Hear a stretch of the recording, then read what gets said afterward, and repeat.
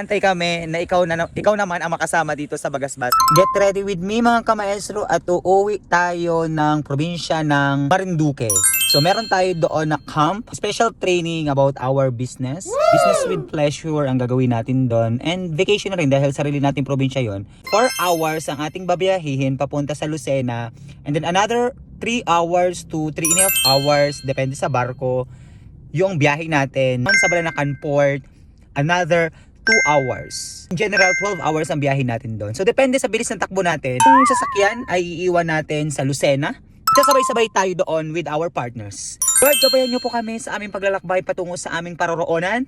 And let's go mga kamaestro, let's go! Yung meet up place namin ng mga business partners natin sa Montalban. Papunta pa lang sila dito, sila ay 2 sasakyan din. And then, meron tayo sa Cavite. Shuffle kami ng sasakyan mga kamaestro, yung mga passengers natin. Yung sasakyan natin, yun sa atin, sa Elite. Tapos Fortuner, 4 kami na magko-convoy. Sa mga gusto pumunta ng Marinduque, especially if you're going to Bagasbas Resort sa aming pinuno, panoorin ninyo itong video ito dahil ito ay para sa inyo kung ikaw ay taga Manila or Cavite area. Dumating na mga kamaestro ang ating inihintay galing sa Montalban. Mga kamaestro, it's 3 AM na. See you Marinduque. Si Upline RP ay nag-arrange sa aming mga sasakyan. Doon na yun sa Sa Super Highway na ba o di sa MCX lang? Update muna tayo mga kamaestro. Andito na tayo sa SLEX. Sa Petron tayo nagkita-kita with our uplines. Ayan, Hi, with guys! Mentor Tintin. Ayan. So ilan kami sa sasakyan? 1, 2, 3, 4, 5, 6, 7. 6. Sino ang mag-CR? Water break, CR break. Oras natin ngayon is 3:35 in the morning. Here's our documents dahil papunta kami ngayon sa Marinduque. Where we going? Where we going? Bagasbas Resort, Marinduque. Yan. Bayan nila. Picture muna kami. Mga millionaires ng I Am Worldwide. Yan sila. Ang ganda lang ng ating magiging senaryo ngayon dahil ito ay isa na namang journey na gaganapin namin sa probinsya. Ito ay bago sa amin na gaganapin dito sa aming new journey. Isa tayo sa mga pinagkatiwalaang muli. Bibili muna kami dito ng chicha para hindi tayo maantok sa biyahe kasi ang haba ng ating babiyahihin. Take time ng ating mga passengers and drivers here. Kain ng itlog.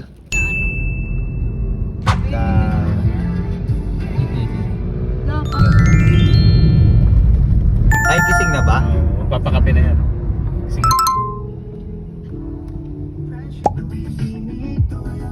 Mga kamaestro, update lang tayo. We are here sa Lucena Port and nagka-transfer na kami ng mga gamit dahil iiwan namin yung sasakyan na 4 dito sa port. Kaya nga lang, the problem is, yung port ng Lucena, wala silang parking lot para sa mga tatawid na mag-iiwan ng sasakyan. Syempre, of course, mahal ang pamasahe na ng sasakyan. Pero ang gagawin natin, tatawid tayo ng probinsya, tayo magdadala ng sasakyan. Oy, Port of Lucena, why? Wala kayong parkingan dito. Kaya kami ngayon ng parkingan kung saan kami magpa-park. Problemado ang mga mentors sa mga magdadala ng sasakyan dyan. Yun ang itry muna sa ngayon. I don't know kung kailan sila mag-open, no? Pag na kayo magdala kasi mamumroblema kayo sa iwanan ng sasakyan, mga kamaestro. Oras natin is 7:15 ng umaga. Sa mga turista natin na gusto na magdala ng sasakyan, then again, wag na muna kayo magdala kasi walang parkingan dito. So yun dapat ang solusyonan ng mabilis ng port ng Lucena dahil yan, katulad namin, for 3 days lang kami doon tapos iiwan namin yung mga sasakyan. So saan kami mag-iiwan ng sasakyan? Magiging problema pa ng mga turista, ng mga bibisita sa probinsya ng Marinduque. Amazing morning everyone! Was the trip? Trip is okay, no traffic because the gas is too high to buy. Too high to buy? Do you sure, pare? Yeah. Do you sure? How about you? Do you sure? Ang turista galing sa Montalban, walang parking. Walang parking. Pero ang lawak. oh, Pero malawak. malawak siya and Walang parking.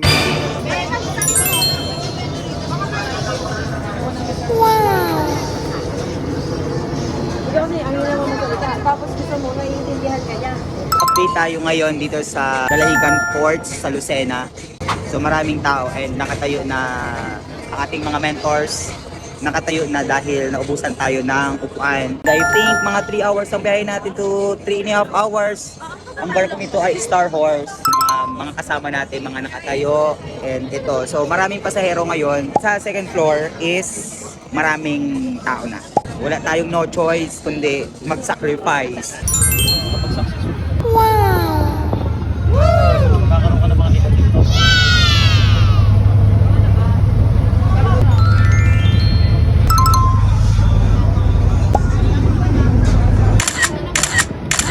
Update tayo mga kamaestro. Andito na kami ngayon sa Marinduque and kadadaong laang namin din 3.5 hours ang aming biyahe. So kahit walang tulog, go pa rin. Ang bakasyon sa Marinduque. Here. Dito ang mga tao. Do you sure? Do you sure? Dito ang mga tao. Down port. We are here and Marinduque. Wow.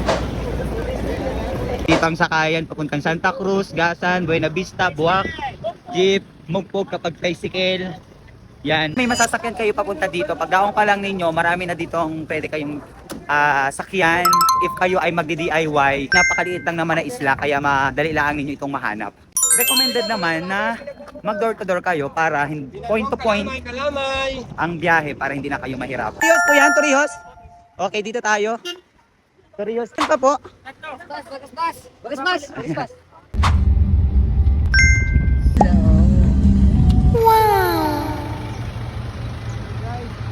Ito ang Marinduque na pinapakita ang tradisyon, kultura ng probinsya. Welcome to Marinduque!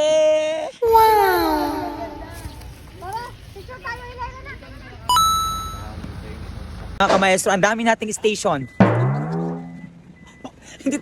hindi tayo makarating sa ating pupuntahan. Ang daming stasyon. Naganap. Ay, ano daw? Saan? Mga kamaestro, anong oras na hindi pa kami nakakauwi ng aming bahay? Ang daming station. Tayo ng Pakuan mga kamaestro. Pakuan naman kasi medyo mainit ngayon here in Marinduque. So watermelon is the best solution para sa ating dehydration. Stay hydrated mga kamaestro. Tayo sa kabila daw na bilihan kasi kilala ni Ninong bilihan dito. So mamimili dahil hindi kami marunong bumili. Ang gagawin sana namin, papabiak muna namin yung Pakuan and then kapag hindi namin nagustuhan, hindi namin bibili. Mamimili si Ninong ng Pakuan. Pwedeng biakin muna tapos pag hindi natin nagustuhan, ibabalik. No? Si Ninong ang expert sa pagpili ng Pakuan. Paano natin Ninong malalaman? Kung Pag ito po ay ano na, matunog na, di ba ate? ano po? Nasa bilang ng ano. Nasa bilang. Sampul. So thank you po. Ayan na yan. Okay, hawak na. Matagal yun yung. Ang sarap! Ay, magkano ba yan? Tagal to. Ang sarap! Kuya, magkano yung maliliit? Mga kamaestro sa Gasan. Ang hap! Sabi na rin, pre. O, pre daw. Recommendation kasi no, may referral din pala ito. May referral ako. Bilog-bilog. Ito ang tunay na bilog-bilog. Gusto nyo bumili dito sa Gasan lang to. Sa Bakong-Bakong. Mga kamaestro, mag-update muna tayo. Tayo ay dumating na sa Bagasbas Resort. Mga kamaestro, ito na. Alas 3 na ng tanghali. Ito yung Bagasbas ni Pinunong Gab. Antay kami na ikaw naman ang makasama dito sa Bagasbas. Actually, na-feature ko na siya. Kaya nga lang, for how many times na kaming nagpupunta dito for the meetings and for the planning ng aming business.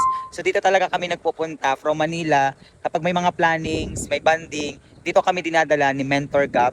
Kaya naman, we are very thankful to be part of his team, mga kamaestro. And naghahanap ng mga gusto na mag-vacation here at experience yung ganda ng Bagasbas. Yan, tinur ko kayo paano kayo makakasakay dito from Manila to Bagasbas. Pasilip ko muna sa inyo sandali yung harapan. So ito yung tabing kalsada. So ito yung harapan niya. So ito mga kamaestro yung resort. Actually pwede nyo silipin yung aking previous vlog para makita ninyo yung loob pati niyan. So itutur ko na lang kayo dyan later on. So if you want to go here sa Bagasbas, ito ay located sa Barangay Kabuyo, Torrijos, Marinduque. And mapipinyan, malulocate nyo yan sa mapa. Dito kayo mag-reminisce. Isipin ninyo dito yung mga bagay-bagay na sa tingin ninyo ay kailangan pa ninyong ma-improve sa sarili ninyo. And actually, mga kamaestro, ang kagandahan dito sa Bagasbas, yan, dito sa kubo na to, is matatanaw mo yung Mount Malindig. Ito, magmumuni-muni ka lang here. Okay, magmumuni-muni ka lang and then magtanaw ka lang dito sa paligid, langhapin yung sariwang hangin. Relax ka talaga. So mga kamaestro, yun lang muna sa ngayon yung ating vlog at medyo mahaba-haba na yung ating vlog. Welcome to Marinduque. You can see, ito yung kanyang view sa taas with the Mount Malindig. So yan. Uwi tayo ngayon ng malibago ng ating bahay. And pasensya na, haggard na kasi wala pa tayong tulog. Kasama natin si Tera. Nabibihaw ako kasi yanong laki. Nabibihaw ako din sa pag-drive ng Tera dahil sobrang laki. Uwi tayo ngayon ng malibago. Magnanap muna tayo doon gamit to. Pahinga muna tayo doon. Mamaya babalik tayo ng Bagasbas. And pasyal lang muna tayo dito sa ating barangay. Okay? So let's go mga kamaestro. Samahan nyo ko. Huwag kayong bibitaw.